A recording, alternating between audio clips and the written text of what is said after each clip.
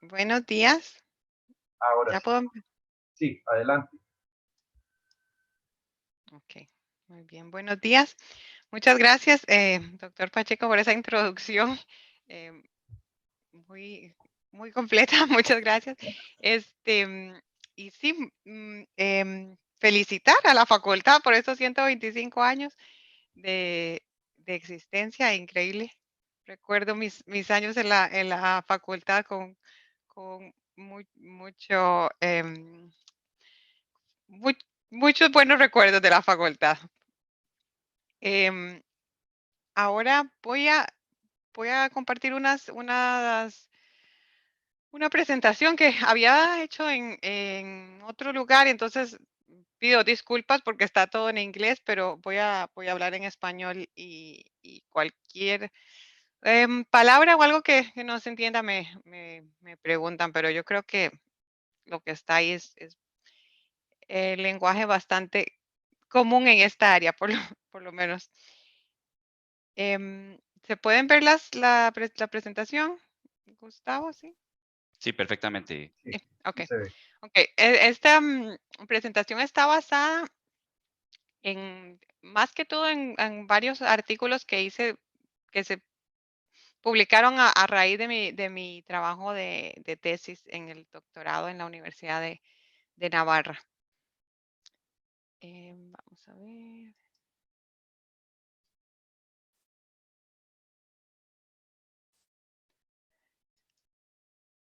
Solo para una pequeña introducción, bueno, ya el doctor Pacheco hizo una introducción bastante completa. Creo que tal vez no hay mucho más que agregar a lo que ya se mencionó. Nada más sí que estoy en Pharmacometrics en Pfizer, en Inglaterra, y sigo trabajando en el área de farmacometría, que es en lo que se basó mi doctorado. Entonces, no sé muy bien de qué nivel de carrera son las personas que están conectadas a esta conferencia. Y si están empezando, tal vez algunas cosas suenen un poco complejo, y si están más hacia el final de la carrera, tal vez algunas cosas suenen muy básicas, pero voy a tratar de mantener un nivel que sea apto para todos. Em, Pharmacometrics, si tenemos que definir qué es como un análisis cuantitativo de la farmacocinética y de la farmacodinamia. Usa mucho lo que es matemáticas, estadística, farmacología y farmacocinética. En esto trabajo específico que voy a presentar hoy está basado en la neutropenia, en la terapia de cáncer, y va a ser una comparación hasta cierto punto entre un enfoque estándar y un enfoque semimecanístico. Y dependiendo de cómo vayamos con el tiempo y con preguntas si hay, voy a enfocarme un poco más en aplicaciones que se les puede dar. Entonces, para empezar con la base del trabajo que hicimos, cuando se habla de terapia de cáncer, la mayoría de las drogas, por lo menos que se utilizan hasta el momento, tienen un efecto citotóxico para tener su efecto terapéutico en las células cancerígenas, pero como efecto secundario tiene un efecto en las células que se dividen rápidamente, por ejemplo, las de la médula ósea, y producen generalmente como efecto secundario la neutropenia. Entonces, la neutropenia es ese descenso en el número de neutrófilos en la sangre, y se clasifica en 4 grados dependiendo de los niveles en los que se encuentre. En esta tabla están definidos del grado 1 a grado 4, siendo el grado 4 el más severo, donde los neutrófilos descienden por debajo de 0.5 por 10 a la 9 células por litro. Entonces, en el análisis de estos niveles de neutropenia está basado el, el trabajo que se presenta ahora. ¿Y, y por qué es importante la neutropenia? Podríamos preguntarnos. Las principales razones es porque es serio, es uno de los efectos adversos más serios de la terapia de cáncer. Es común que eso limite la dosis que se pueda tolerar y que se le pueda dar a un paciente. Puede provocar infecciones, en algunos casos mortales, pero también aparte de eso, que digamos es lo negativo, por decirlo de alguna forma, también puede ser un marcador de eficacia. Entonces, en el proceso de desarrollo de los medicamentos, en las fases iniciales, si se ve que hay neutropenia, se puede em, tener una idea de que este medicamento puede ser que también sea efectivo en el tratamiento del cáncer si está produciendo ese efecto en células como los neutrófilos. Se puede analizar la neutropenia desde el punto de vista de relación de farmacocinética con la neutropenia desde una eh, estándar, desde una visión estándar o desde una visión semimecanística. La visión estándar, ¿qué sería? Pues tenemos los neutrófilos aquí, un perfil de neutrófilos versus tiempo a partir del momento en que se da la droga. Cuando se da el medicamento, lo que pasa es que los neutrófilos bajan hasta un nivel mínimo, después se recupera el nivel que se tenía inicialmente. Y aquí podemos ver donde se dice, este es el nivel normal de los neutrófilos en una persona. El punto más bajo se llama nadir. Y, y también tenemos, esto generalmente es alrededor de 9 días después de que se administra el medicamento. Y entonces, esto es como el perfil que generalmente se da después de que se administra un medicamento eh, contra el cáncer. En la visión estándar para analizar ese efecto contra las concentraciones o la exposición al medicamento, se relaciona ese nivel más bajo de neutrófilos, que ese sería el marcador dinámico, generalmente contra el área bajo la curva, que es una de las medidas de farmacocinética que se puede utilizar para tener una idea de a cuánto ha sido expuesto el cuerpo a cuánta cantidad de medicamento. Entonces, cuando uno relaciona el nadir contra el área bajo la curva, puede tener un perfil así, donde digamos que a bajos niveles de área bajo la curva, el, el nadir no está muy afectado, se tienen unos niveles normales, pero si el área bajo la curva es más alta, pues el nadir o el nivel de neutrófilos es más bajo y, y entonces así uno puede decir, bueno, esta área bajo la curva probablemente me va a producir un nadir X y esta más grande me va a provocar un nivel todavía más bajo. ¿Cuáles son las limitaciones de cuando uno hace una relación así solo con un parámetro específico como el área bajo la curva?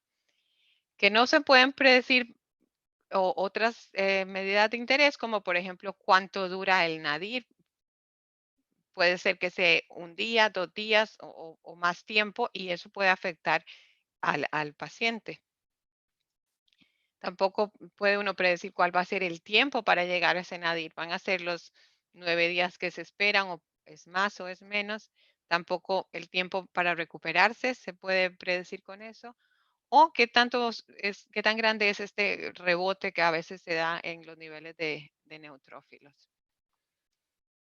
Otra limitación es que cuando utilizamos, por ejemplo, en este caso, el área bajo la curva, decimos que áreas bajo la curva, en este caso un poco no muy realistas, pero que tienen estos tres perfiles, si fueran reales, tendrían el mismo área bajo la curva, podemos ver que son bastante diferentes y que probablemente no produzcan el mismo efecto, ya que en unos casos se da una concentración muy grande, muy rápido, y en otros casos una concentración más mantenida durante un tiempo más largo. No quiero decir tampoco que el área bajo la curva, para tal vez los que están llevando los cursos de farmacocinética, no sea útil. En muchos casos es útil y es algo que siempre vamos a tener en mente, pero cuando se utiliza una visión semimecanística, podemos ampliar más y conocer más el proceso. Y nos tenemos que empezar, y ahí por eso hablaba que en esta área también tenemos que conocer un poco más de biología, de farmacología. Nos vamos un poco más hacia atrás y entonces en este caso se ve todo el proceso de la hematopoiesis, que es un proceso que tiene una fase proliferativa donde las células se replican, además de ir madurando a diferentes etapas. Otra etapa que se llama no mitótica, donde las células solo maduran. Y después estas células, que ya son los neutrófilos, que circulan en sangre y que se eliminan. Y también esto tiene como la mayoría de los procesos en el cuerpo, un control, en este caso con el factor de estimulación que controla hasta cierto punto qué tantas células van a madurar y van a pasar a ser neutrófilos.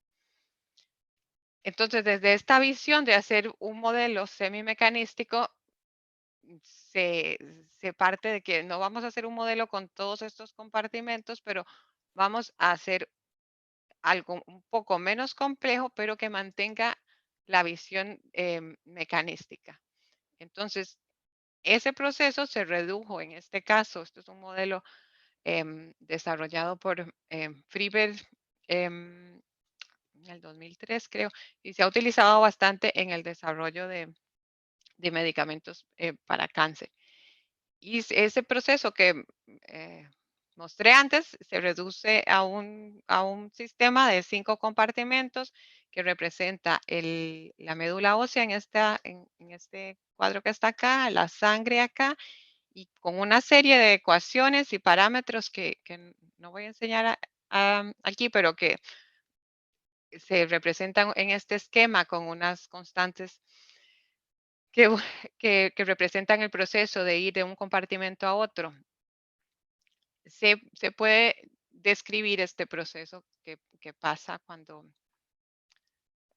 se administra un agente anticanceroso.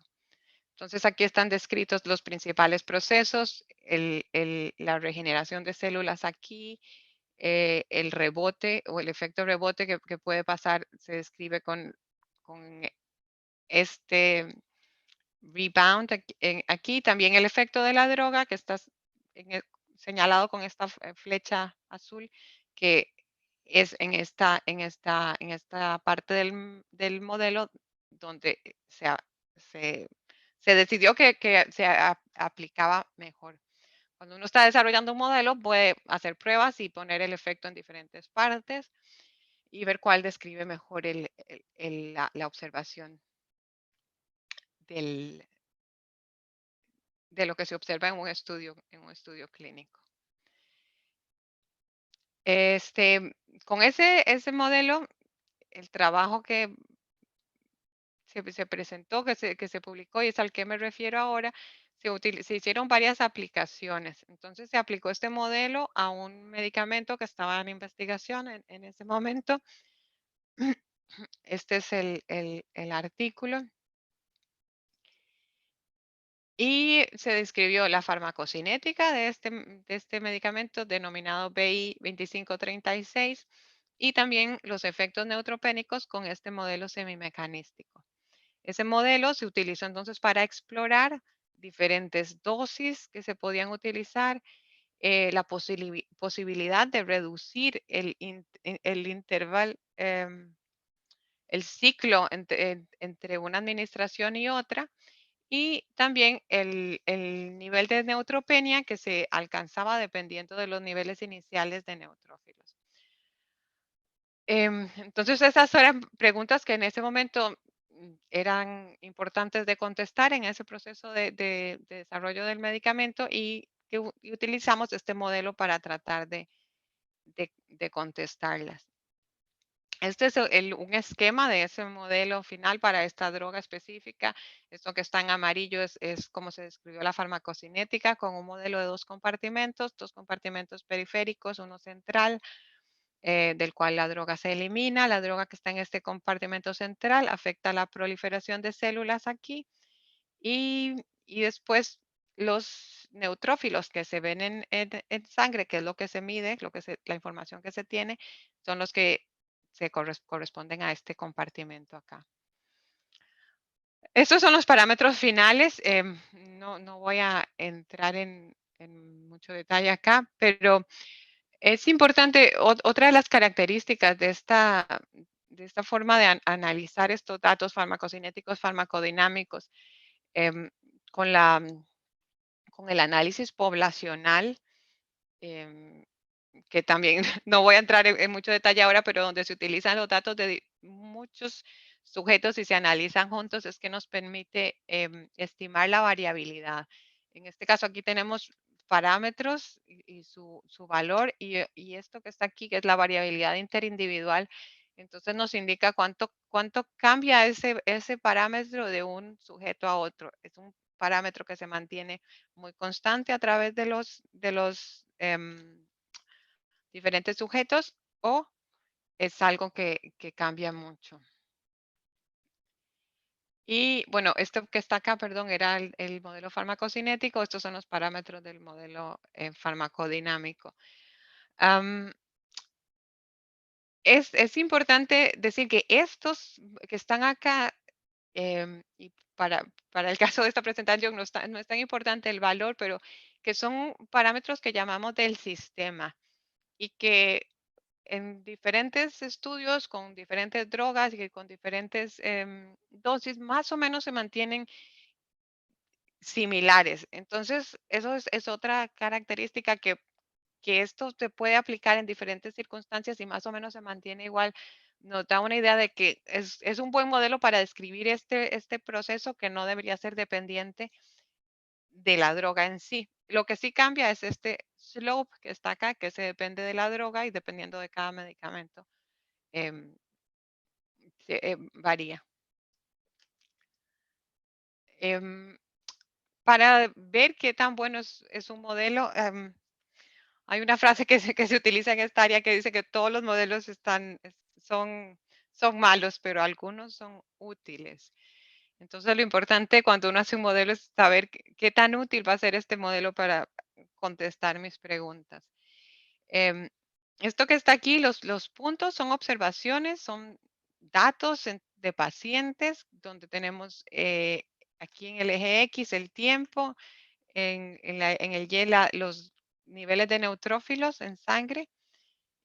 Como se puede ver, son variables, es muy variable generalmente, pero se puede ver que hay el efecto del medicamento. Se empieza en un nivel, este baja al nivel más bajo entre los 7, bueno, alrededor de los 7 días es donde se tiene información, se ve que a los 14 ya empieza a recuperar un poco y que a los 21 días ya más o menos se ha recuperado el nivel inicial.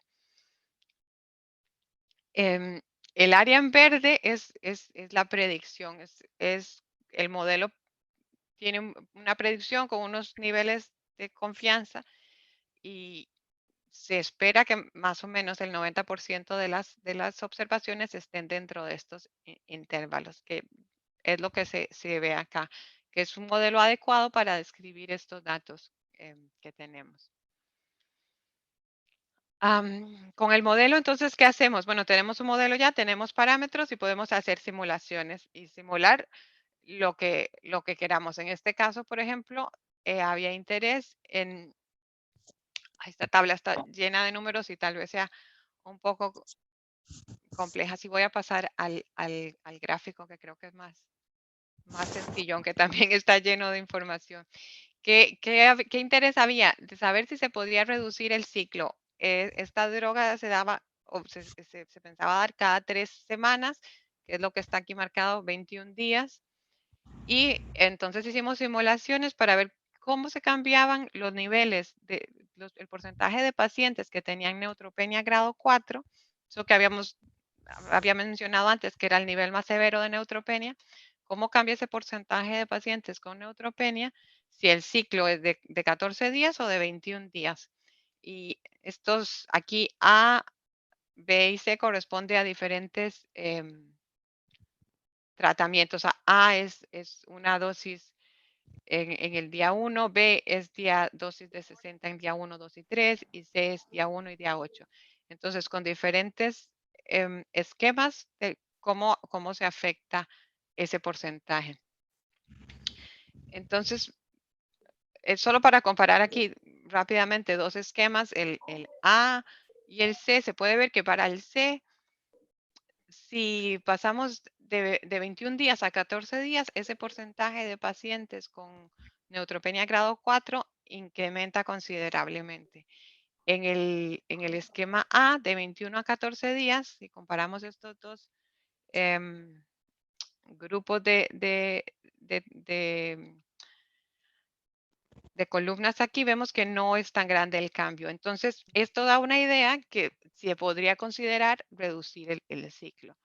Tratar, porque el objetivo sería dar la mayor cantidad de droga para poder curar ese cáncer, pero con la menor cantidad de efectos secundarios. Entonces, el efecto secundario no se incrementa en este caso, pero se da más medicamento, más droga del que se podría dar dándolo cada 21 días. Y otro de las utilidades que se reflejaron aquí es también ver cómo se afecta ese porcentaje de pacientes dependiendo del nivel basal de neutrófilos. Entonces, esto puede aplicar tanto para un individuo específico, si uno sabe que un individuo tiene un nivel X, sabe cómo puede afectarse su nivel después de que la droga se administra, pero también a nivel poblacional. Y uno puede decir que una población o un grupo que ya ha recibido un tratamiento previamente va a tener los niveles más bajos que un grupo que, por ejemplo, no haya recibido antes. Y en este gráfico, los diferentes colores corresponden a diferentes dosis. Em, por supuesto, las dosis más altas, en este caso, por ejemplo, 300 miligramos, producen un porcentaje de pacientes con neutropenia grado 4 mayores. Pero no dan una idea de qué tanta es esa diferencia. Em, por ejemplo, se ve que para 100 miligramos, prácticamente a todos los niveles, después de 2, se está muy por debajo de ese límite que en este caso se planteó que era 30% de pacientes. No podían alcanzar la neutropenia grado 4 más del 30%. Pero también si se tuviera interés en, por ejemplo, la dosis de 300, uno puede pensar a qué grupo se las podrían administrar, eh, dependiendo del nivel de neutrófilos. Y esta es otra aplicación de una combinación. Yo no sé si ahora alguien quiere comentar algo o si seguimos. También, como no sé muy bien qué tanto es el interés en esta área, si alguien quisiera decir si esto le parece interesante, si no, si es muy básico, muy complicado, no sé, como para tener una idea de lo que piensan,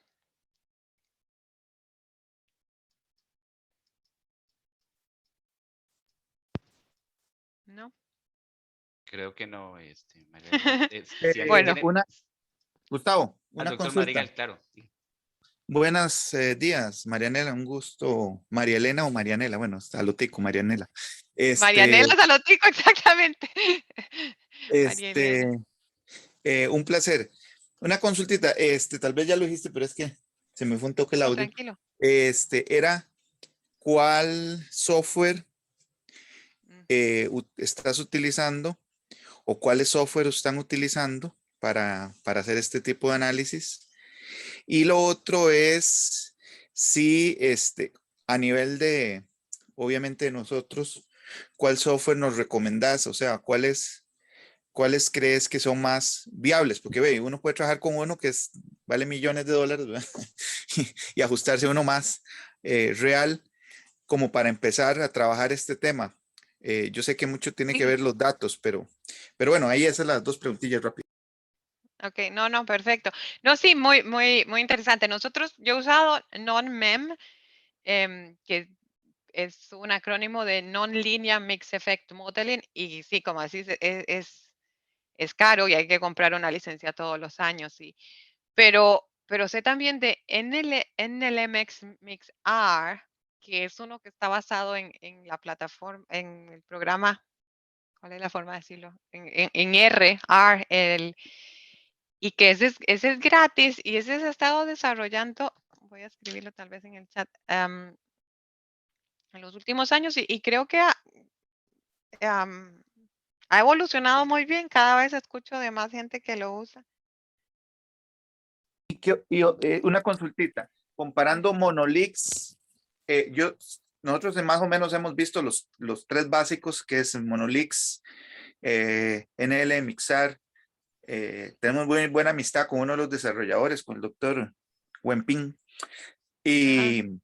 Y bueno, y no men, pues no mucho por lo caro, pero de los tres, ¿cuál digamos ves vos más ventajas o desventajas? Me pregunto porque, bueno, Monolix es europeo, entonces normalmente, como esto también es por regiones, normalmente he visto mucho trabajo con NL Mixar, pero a nivel de Estados Unidos. No sé si es porque la compañía de ustedes es estadounidense, que trabajan con NL Mixar o por una cuestión técnica, o que tiene desventajas de Monolix, o sea, más o menos Ujú.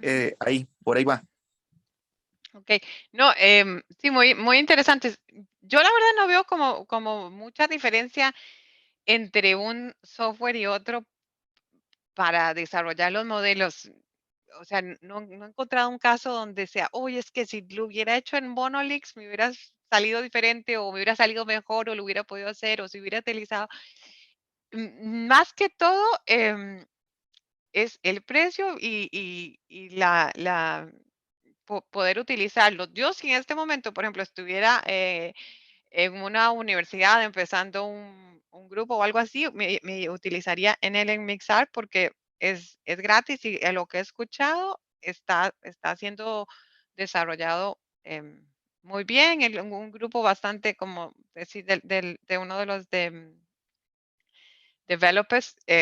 Me parece que están muy enfocados en eso y me parece que está bastante bien. Lo he utilizado pocas veces. Nosotros, o por ejemplo, yo, esto también es mucho de costumbre, ¿verdad? Yo con el que aprendí primero fue NonMem, este software. Cuando entré a Pfizer también era el que más se utilizaba. No es el único que se utiliza, de hecho, hay bastante variabilidad en eso. Algunas personas utilizan Monolix. Monolix me parece que se utiliza más por, por la facilidad. De hecho, cada vez utilizan más am, como interfaces para que sea más fácil para el programador o el modeler utilizarlo. Dolmen todavía tiene más como de escribir uno el código y esas cosas que pueden ser complicadas.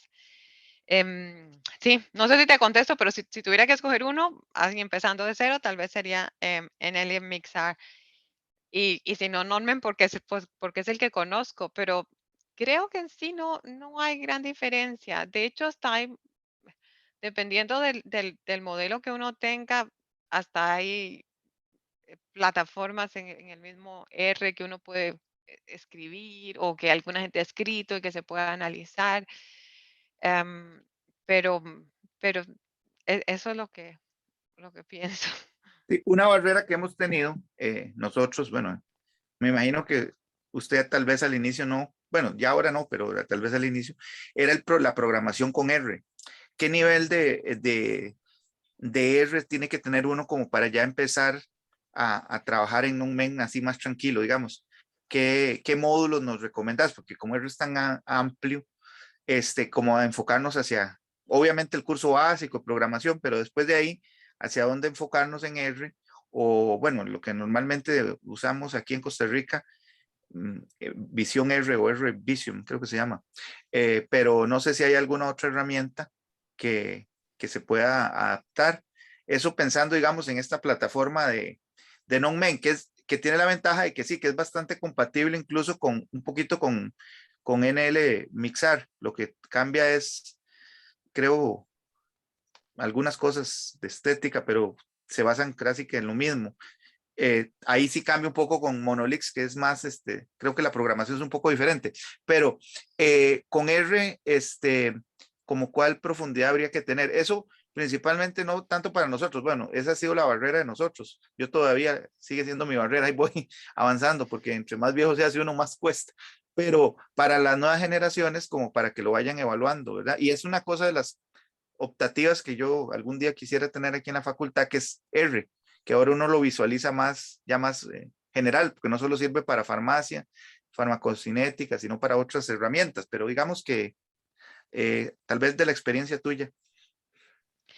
Sí, es una muy buena pregunta, porque cuando yo estaba en la universidad, por ejemplo, no tenía ni idea de que existía R, ni es como otro mundo, ¿verdad? Ahora, eh, por- si tuviera como que decirte paquetes específicos o así, sería más que todo como los relacionados a, visualizar los datos, porque con R nosotros lo que hacemos son, y sí, como así se pueden utilizar muchos paquetes y se puede hacer muy extenso, pero yo casi que diría que es como, si hubiera que dar un curso, sería como ir a lo básico. ¿Qué se puede hacer con R de lo más básico?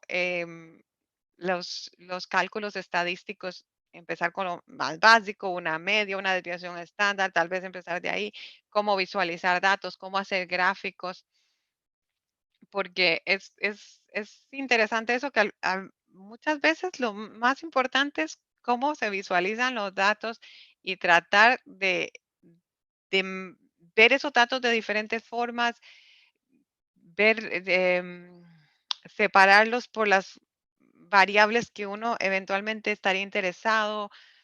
Por decir algo sencillo, separarlos por niveles, perdón, no niveles, por edades, por niveles de, por ejemplo, función renal o ese tipo de cosas.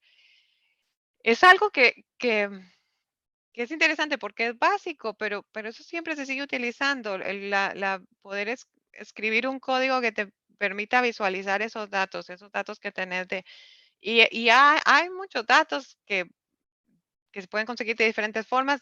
Nosotros generalmente es los de ensayos clínicos, pero sí hay muchas veces datos de hospitales, que de la práctica común se tengan niveles de ciertos marcadores o de algún virus, alguna bacteria, algo. Siempre se puede tener esa capacidad de visualizar rápidamente eso para mí, yo considero que, que es importante. Em, y entonces todo lo que sea relacionado con R, que yo siento que sería muy útil un curso que me permita usar R básico, hacer unos gráficos básicos, unas tablas resumiendo lo que tengo presente y preparar también esa información en un formato que sea accesible al programa que yo voy a usar, ya sea NONMEM o NLXMISAR o el que vaya a ser. Espero haber contestado. Porque de Sí, hecho R es un programa que utilizan, por ejemplo, de lo que yo veo, no solo en esta área, pero las personas de estadística lo utilizan mucho, programación también, y, y sí, nosotros también en farmacología clínica. otra consultita, perdón ahí la bombardeo, dijo compañero. Este, hay unos, no sé si tenés alguna experiencia en otro tipo de software que es de más análisis fisiológico. Nosotros hemos visto A ver, el que se llama PKSIM, no sé si lo conoces, que se basan más en modelos fisiológicos. Igual, también tiene programación en R y todo. No sé si comparando este modelo de tipo fisiológico, si has tenido experiencia, compararlo con este otro tipo de software, más de farmaconometría, poblacional, de estilo, bueno, NLMixar o NomNen. Y la otra es, si de la experiencia tuya, tenés algunos casos de estudio, que eso es tal vez para los compañeros, igual a mí me interesa, pero para los compañeros de biofarmacia y farmacocinética, como algunos casos de estudio ya como montados, digo yo, como o que algún día te enseñaran o que vos conoces casos de estudio sencillitos relativamente, para poderlos montar como en software, como este tipo de software. Te lo digo porque, por ejemplo, con NLMixar tengo la ventaja, como dice usted, que es gratis y algo hemos trabajado con ellos.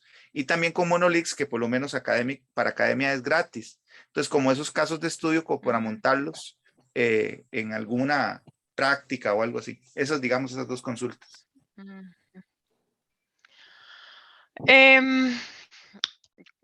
¿Qué sería la respuesta? Yo que tenga, que sean míos, por ejemplo, no tengo casos de estudio. Hay, por ejemplo, con el programa NONMEN viene una base de datos estándar que es la que se utiliza si uno, para probar su software y tiene diferentes modelos básicos que están hechos para que uno los utilice con esa base de datos. Si es, por ejemplo, para crear como una base de datos de práctica, se podría simular sin tener que tener los datos reales.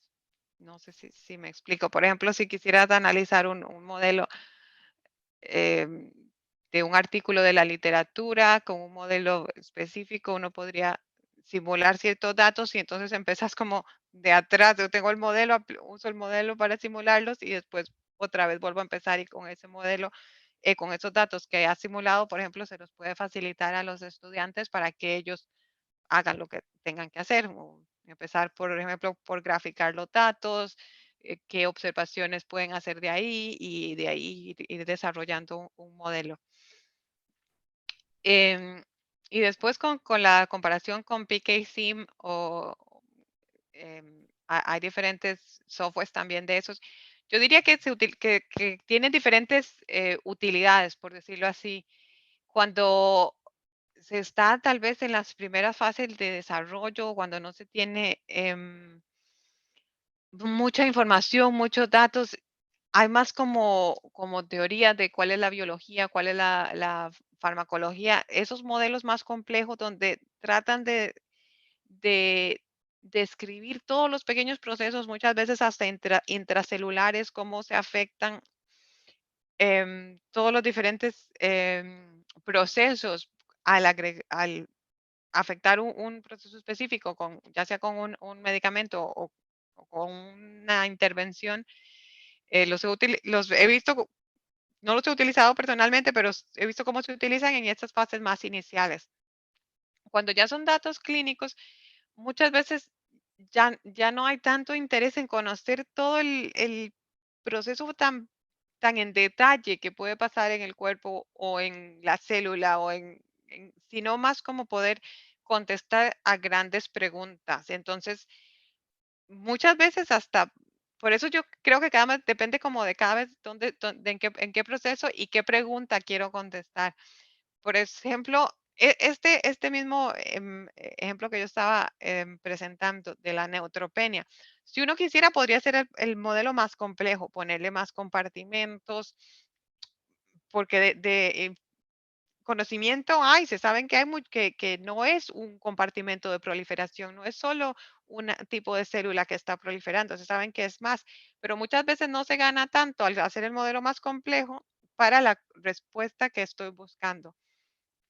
Em, entonces, mm, que espero haberme explicado, depende mucho de lo que uno esté buscando en, en la situación específica que se quiera. Generalmente ya conforme se avanza en el proceso de desarrollo del medicamento, ya son más datos los que se tienen, es más información la que se tiene, pero muchas veces como ya de la respuesta, ya no se tiene tanta información de los de los pequeños cambios que pueden estar pasando dentro del cuerpo, porque también nada se gana con crear un modelo muy complejo si no se tiene información que informe ese modelo. Em, También hasta donde yo sé, programas como PKSIM tienen muchos información ya dentro de procesos fisiológicos que se conocen y se saben y que entonces uno la puede utilizar para su caso específico. Mm, es- entonces, eso es un poco, de hecho, por ejemplo, aquí casi que son diferentes áreas. Hay un área como que se llama eh, sistemas farmacológicos o sistemas farmacológicos cuantitativos, que es el área que trabaja más como con ese tipo de programas a los que te referís, y en farmacología clínica es más como el tipo de programa no son líneas completamente, ¿verdad? Escritas, marcadas en rojo y que no se pueden cruzar, pero más o menos, hablando generalmente, en general, son diferentes grupos los que manejan diferentes programas, dependiendo de la parte del proceso de desarrollo donde se esté.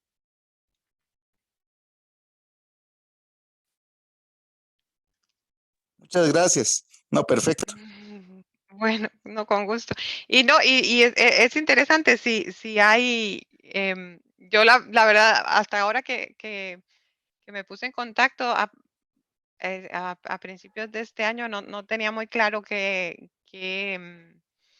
tanto se conocía y se estaba aplicando, estudiando este tipo de, de análisis o esta área en general. Y me parece sí, muy, muy interesante que estén tratando de em, como introducir este tipo de conocimiento dentro de la facultad. Es que hemos venido lentos porque además de que somos muy poquitos, de ella también le daba pesando y otras responsabilidades. Entonces, eso ha ido complicando, pero digamos, Nils, Gustavo, yo, Rolando, hemos ido trabajando un poquito en ese tema. Poco a poco, es que es decía muy lento. Sí tenemos muy buenos contactos. Ahorita estamos en la REDIF, que es la Red Iberoamericana de Farmaconometría y Farmacocinética Poblacional. Tenemos, es que yo no pude estar en la reunión con usted porque he estado con mucha cosa, pero hemos estado trabajando en capacitación de software. El año pasado, antepasado, trajimos a Wenping justamente en el Mixar. Se dio un taller aquí para estudiantes para ver si sacábamos nuevos prospectos que nos ayudaran en eso. Este año pasado sacamos 2 tesis con PKSIM, justamente para ir conociendo esos software, porque el tema es la experiencia es muy valiosa en estas cosas. Uno a veces tiene la duda de por dónde entrar, ¿verdad? Porque tampoco tenemos Exactamente. cómo hacerlo. Y la principal limitación que hemos tenido, que esperemos resolverla este año, es los datos. Porque normalmente, yo sé que no es un pretexto porque se pueden sacar de la literatura, pero cuando uno es inexperto a veces cuesta sacar esos datos de la literatura y lo más importante es ver si están bien, ¿verdad? Sí, a ver si no está uno bateando, metiendo una tontera. Entonces, ahora este año, si Dios quiere a finales de año, yo creo que ya vamos a ir empezando a generar nuestros propios datos, porque el otro punto era el equipamiento, ¿verdad? Tener equipos para poder generar nuestros propios datos. Y creo, y bueno, y este año se mantiene la línea de capacitación en estos software.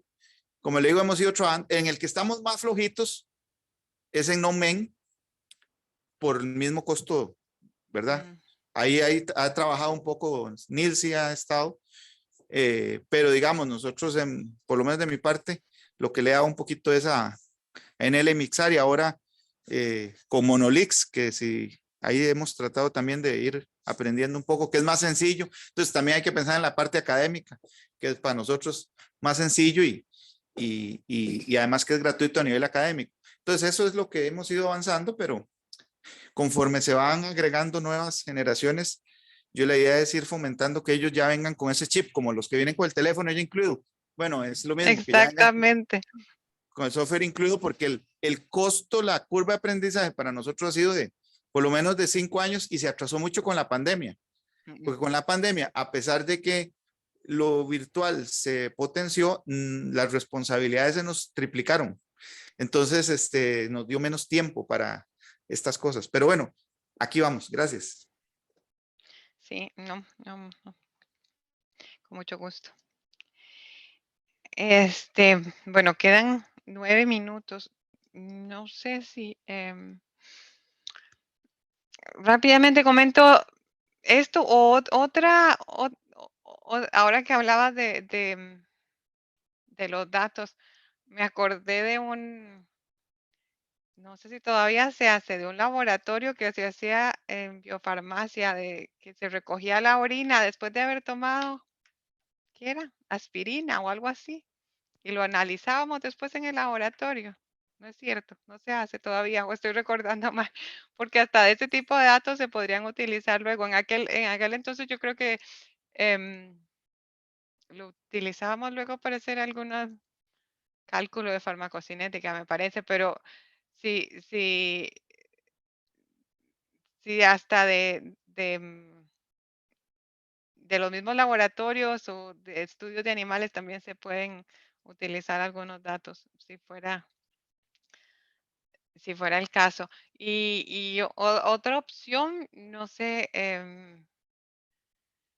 si tienen colaboración con hospitales, porque también es complejo con el dato, con el manejo de datos de pacientes y manejar la confidencialidad, pero también em, cada vez más hay más datos que se pueden obtener. Pero bueno, son solo ideas, no sé qué tan aplicables serán a la situación allá. Y bueno, pues voy a nada más entonces resumir un poco aquí la segunda aplicación que tenía para demostrar, y es un caso de combinación de medicamentos. Entonces, lo que había presentado antes era cuando se tenía monoterapia, y en este caso em, se quería tener una idea de qué podía pasar desde el punto de vista de la neutropenia cuando se aplicaban estos dos medicamentos juntos. Se tenía información de los medicamentos dados como monoterapia, em, pero se quería saber y qué pasaba si se daban juntos. Entonces, utilizando el mismo modelo, voy a pasar un poco esto para, teniendo el mismo modelo, se tienen estos parámetros que ya se tienen del modelo de los casos que nosotros habíamos analizado, o si fuera el caso, por ejemplo, hasta son parámetros que se pueden utilizar de la literatura. Em, y entonces, en este caso, la parte que tenía que ver con el medicamento en sí, teníamos el parámetro de este medicamento que habíamos analizado antes, de este también, porque se tenían datos, y lo único que había que definir para hacer la simulación era qué tipo de interacción tendrían estos dos medicamentos. Me voy a saltar esto. Y entonces, ahí también recurrimos otra vez a literatura, que es común ver a la literatura y a ver drogas de este tipo, medicamentos de este tipo, cómo se había descrito esa interacción. Entonces vimos que la mayoría de las veces, o todas las veces, se había descrito con una interacción aditiva. Así que hicimos las simulaciones considerando que la interacción de estos dos medicamentos iba a ser aditiva. Y se tuvieron unas predicciones, perdón. Por ejemplo, acá presento varios parámetros que se tiene lo que es la observación y aquí la predicción del modelo. En general, se puede decir que la predicción fue bastante buena. Por ejemplo, el NADIR, el valor de neutrófilos en sangre, en este caso, por ejemplo, la observación que se vio para esta población era de 1.3, la predicción de 1.2 con unos percentiles de niveles de confianza alrededor de este valor. Y aparte de este valor, de este porcentaje de pacientes con neutropenia grado 4, que la observación sí fue un poco mayor a lo que se predijo, aunque siempre estaba dentro del intervalo de confianza, la predicción fue bastante buena a la observación. Además de que tomando en cuenta que eran datos que era modelo que no se había desarrollado con base a esos datos, sino que se habían utilizado parámetros provenientes de otros de estudios previos. Entonces, esto nos da una idea de la utilidad de este tipo de modelos. Em, y esto ya después nada más es que una vez que se tenían los datos del estudio de los dos medicamentos juntos, la interacción se estimó y, para no entrar en detalles con las ecuaciones, cuando este parámetro era 0, este, quería decir que la interacción era aditiva, que no era ni sinergística ni antagonista, y entonces eso confirmó la premisa que habíamos tenido inicialmente, aceptando o simulando con una interacción aditiva. Y ya para terminar, nada más, como conclusiones de este tipo de trabajos o de ese trabajo en específico, el modelo semimecanístico describió adecuadamente los datos de este fármaco o de esta droga en investigación. Las simulaciones fueron muy útiles para explorar preguntas de interés en este proceso de desarrollo del medicamento y también que el enfoque que tuvimos de hacer esta predicción para el estudio de combinación fue bastante útil basado en los dos estudios de monoterapia anteriores. Y ya estamos casi a la hora.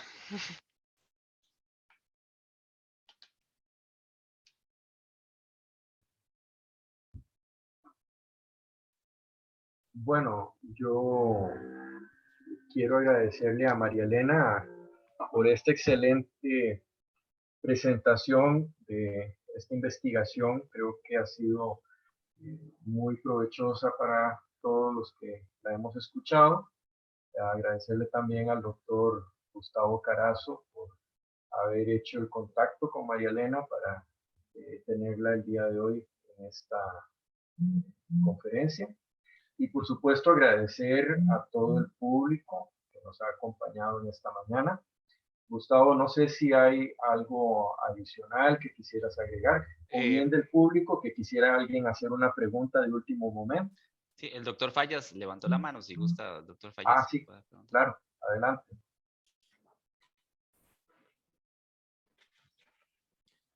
Gracias, buenos días. ¿Me escuchan? Es que creo que estoy teniendo problemas con el internet. Sí se escucha. Sí, bueno, perfecto. Bueno, primero que nada, doctora Soto, mucho gusto conocerla, no tenía el gusto. Mi nombre es José Manuel Fallas, soy docente de la facultad y trabajo precisamente en el curso de biofarmacia. No sé si eso que decía de que ya quedaban 2 minutos, 1 minuto, es que a las 9 tenemos que terminar porque sí, o hay chancecito de hacer unas preguntas. Por mi parte podemos quedarnos un poquito más. Yo es que no sabía de la facultad y más bien del otro lado, pero por mí no hay problema. Ahí abusamos de Marilena, lo que podamos, si nos atiende. Perfecto. Perfecto. Yo tenía unas 3 consultas muy concretas. La primera, basada un poco en una experiencia que tuve precisamente el año pasado en una tesis, pero un trabajo final de graduación, donde pues se trabajó un poco de esto, pero con el software que se llama DoseMe, que pues va un poco por ese sentido, ¿verdad? Como intentar establecer dosis, pero tomando en cuenta parámetros farmacocinéticos poblacionales y y características clínicas propias del paciente para, ¿verdad?, hacer estas predicciones. Usted hablaba ahora de los modelos compartimentales. Para este trabajo se utilizó la vancomicina para intentar pues establecer algoritmos, ¿verdad?, para la selección de las dosis. Y nos llamó mucho la atención que aunque la vancomicina presenta o debería seguir un modelo bicompartimental, a la hora de utilizar el software nos dimos cuenta que tanto utilizar el modelo bicompartimental como el monocompartimental pues no generaba gran diferencia, y la diferencia se podía despreciar, ya que los resultados que se obtenían eran muy similares a los que se habían obtenido clínicamente cuando los médicos hacían pues sus modificaciones basados en la experiencia clínica. O sea, al final, ya después de 2 o 3 modificaciones de la dosis, pues se llegaba a la misma dosis que hubiera predicho el software. Entonces, pues mi pregunta siempre en esa investigación fue el asunto pues, de los modelos monocompartimentales o bicompartimentales. Entonces, tal vez desde su experiencia, si conoce, si tiene alguna razón de por qué, pues aunque se conoce que una cinética sea bicompartimental, al utilizar este tipo de herramientas, un modelo monocompartimental se ajusta de forma correcta, y al final obtenemos un resultado que es bastante confiable. Sí, es interesante sí, lo que menciona. No sé si esa situación que explicas, perdón, primero, mucho gusto también, que iba a decir lo de primero. Sí, puede ser.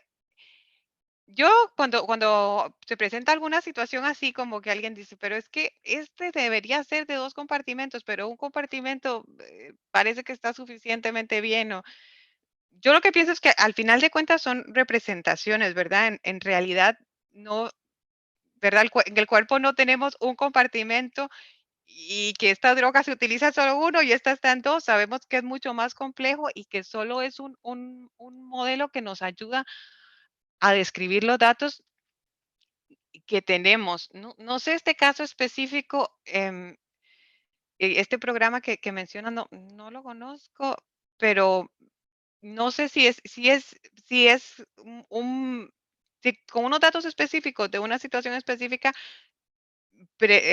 dijo que su cálculo fue que el modelo era de un compartimento, porque también muchas veces depende de los datos que tenemos. Muchas veces, dependiendo de dónde se han recogido las muestras de em, las concentraciones del medicamento, puede ser que no sea una información suficiente para describir 2 compartimentos. En mi experiencia, conforme más compartimentos vamos agregando, más incertidumbre se va agregando también. Y casi que vuelvo a lo que en algún momento dije, que si es suficiente para describir lo que tengo, em, lo utilizaría. No te puedo decir, ni te quiero decir este caso específico, sí, 1 es correcto y 2 es incorrecto, porque tampoco sé qué tanto, no sé exactamente cómo lo calculó. Hay situaciones, de hecho, en que, por lo menos en mi experiencia, uno en el software de NONMEM nos fijamos en el cambio de un valor, que tanto desciende al agregar ciertos parámetros, y muchas veces se tiene que tomar una decisión, bueno, incluyendo este parámetro, que puede ser parámetros que describan un compartimento extra, pero que puede ser otra característica, incluir una variable de los sujetos.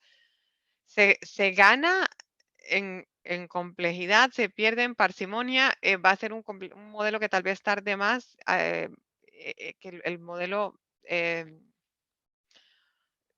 se corriendo en el programa que se tenga. No, no sé cómo contestarte. O sea, no te puedo decir. Si fuera, por ejemplo, que en este caso me parece que sí debe ser un medicamento. Yo no he trabajado con esto específicamente, pero que probablemente hayan muchos artículos que describan su farmacocinética y haya sido descrito ya muchas veces, esté muy claro que es 2 compartimentos, casi que yo empezaría de ahí. Probablemente la base de datos que tenga no sea tan buena, tan grande como toda la información que ya se ha analizado antes para poder describirme la farmacocinética de este medicamento en sí. Em, Eso es lo que pensaría. Tal vez sí, tal vez ahí me faltó tal vez un dato, y es que como estábamos trabajando con pacientes reales, concentraciones reales, eh, y la vancomicina pues se está utilizando por periodos largos, como en pacientes hospitalizados, sí trabajamos con datos en el estado estacionario. Entonces, por ahí fue que yo intenté explicar pues, esta curiosidad, ¿verdad?, que encontramos. Pero sí, o sea, en realidad sí me contesta la pregunta, porque al final depende del modelo y del medicamento. Entonces, creo que sí va por ese lado. Luego tengo otra pregunta, no sé si esta ya es meterme en terrenos muy escabrosos de la vida.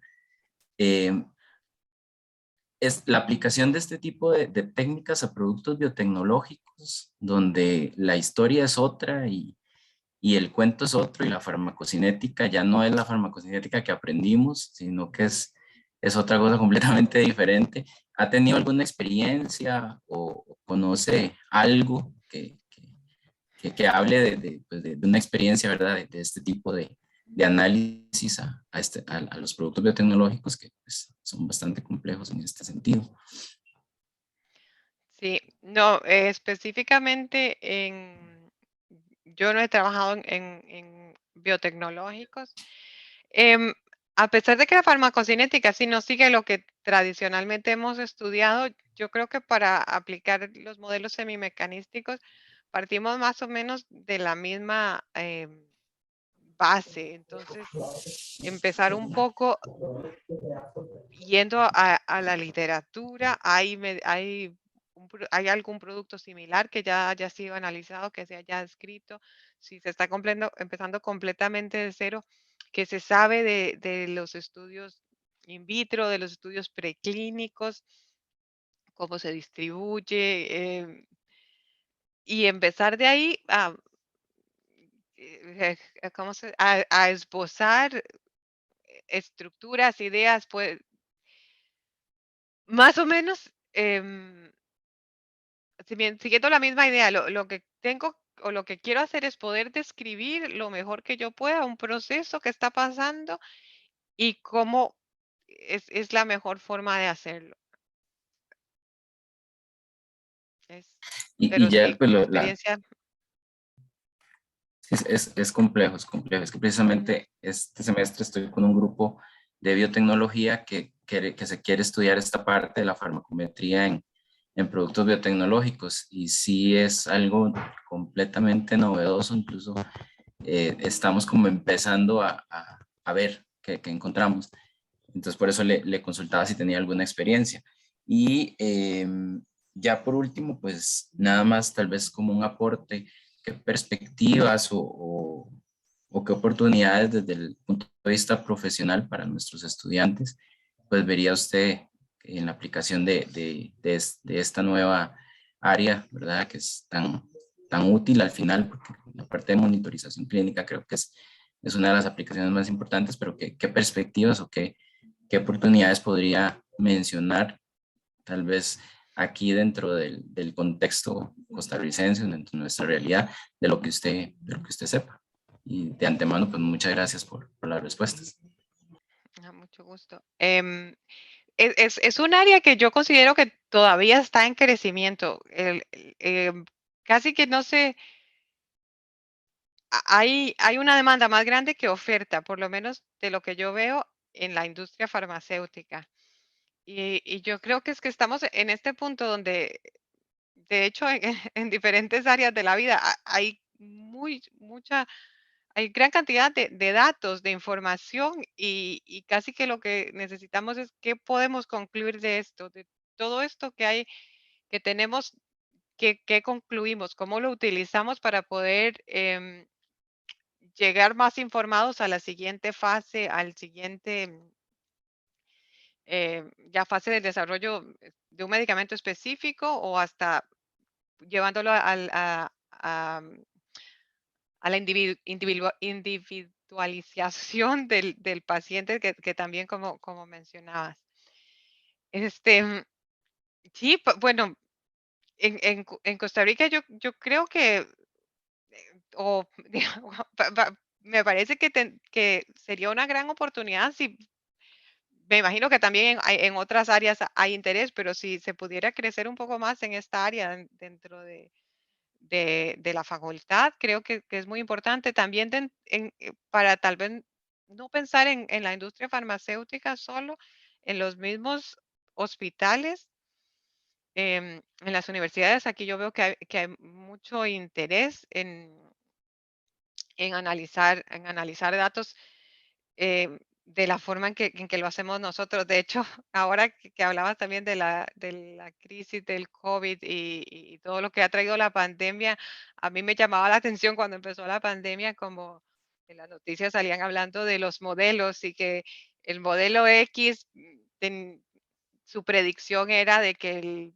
pico se iba a alcanzar en tantos días, que iban a haber tantos pacientes, que iban a haber tantas hospitalizaciones, todo basado en modelos más o menos del mismo tipo. Al final es un modelo donde con ecuaciones matemáticas describimos un proceso que pensamos que es de cierto tipo, que está influido por ciertas variables y, y de ahí se hacen simulaciones y predicciones. Entonces, yo le encuentro una gran aplicación.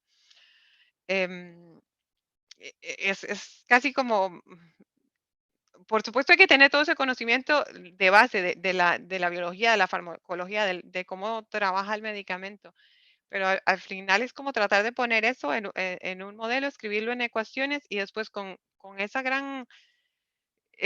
con todos estos softwares que tienen esa característica de que pueden analizar tantos datos en relativamente poco tiempo y darnos parámetros que nos permiten entonces crear simulaciones y predecir diferentes escenarios. eh, en realidad le veo mucho futuro. Si es como un caso específico en Costa Rica, ahí sí, tal vez no tengo tan claro cómo está la situación tal vez del desarrollo de medicamentos. Yo me acuerdo que, no sé si de hecho ya se están haciendo ensayos clínicos, o recuerdo cuando hubo un poco de polémica con la ley por lo de la- poder hacer ensayos clínicos o no en Costa Rica, y ahí, lo siento, ya me, me perdí un poco, pero, pero en Costa Rica en general yo veo que la población es muy educada, la gente estudia mucho en general. A mí me asombra. Yo siento que ya pensando, ya soñando, tiene futuro como para hacer así como una urbe de análisis de datos, de hacer ensayos y analizarlos. Y yo eso lo vería. En general me parece que hay mucho potencial, pero sí mucho trabajo también. Muchas gracias, doctora. Bueno, con gusto. Bueno, muchas gracias. Ahora sí, María Elena, Bueno, nuevamente, gracias por el tiempo que nos has dedicado, gracias por esta excelente presentación y bueno, gracias a todos también por haber participado esta mañana en esta conferencia. Que tengan un bonito día. Muchas gracias a todos y todas, y a Marilena darle mi agradecimiento. Marilena fue compañera mía de la universidad y esperemos que sea el primero, Marilena, para ver si sí, sí, seguimos, sí, ¿verdad? no. Esa es De hecho, la idea es hacer sí, algo. sígame ahí, no perdamos el contacto, ya sea, no sé, de una forma u otra. Yo creo que ya este es el primer paso. Y como yo dije, de hecho, en la empresa, yo sé que muchas veces es complejo y hay muchos procesos que seguir y que hacer, pero yo sé que hay un interés en colaborar más con universidades, con lugares donde se estén formando los futuros profesionales, y aunque sea a paso lento, yo creo que podemos trabajar ahí en algo a futuro. Entonces Perfecto, ¿no? mantengamos la colaboración. Y Muchas espero gracias. que disfruten la semana U y que disfruten el aniversario. Claro. Muchas gracias. Bueno, hasta luego. Muchas Hasta gracias. luego. Hasta luego.